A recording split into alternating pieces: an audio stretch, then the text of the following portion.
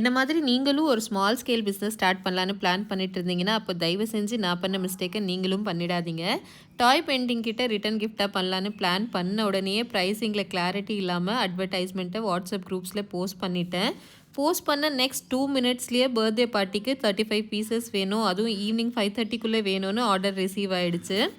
Price details கேட்டப்போ first ஆர்டருங்கிறதுனால minimum சார்ஜஸை சொல்லி confirm பண்ணிட்டேன்.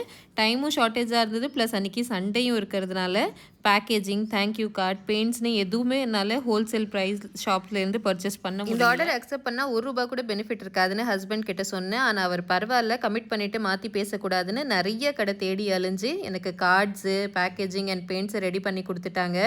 எந்த பெனிஃபிட் இல்லைன்னு தெரிஞ்சும் நான், என்னோடய ஹஸ்பண்ட், என்னோடய டாட்டர், நாங்கள் 3 பேருமே மனசார அந்த ஒர்க்கை பண்ணி முடிச்சிட்டோம்.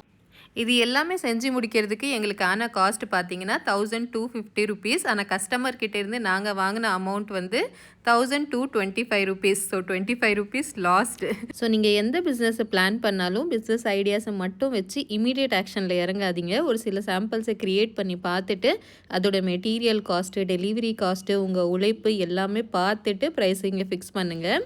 ஃபைனலி எல்லா குழந்தைங்களுக்கும் பெயிண்டிங் கிட் ரொம்ப ரொம்ப பிடிச்சிருந்தது. எல்லாருமே ரொம்ப என்ஜாய் பண்ணி பண்ணாங்கன்னு கஸ்டமர் அவங்களோட பாசிட்டிவ் ஃபீட்பேக்கும் கிட்ஸோட ஃபோட்டோஸும் ஷேர் பண்ணியிருந்தாங்க.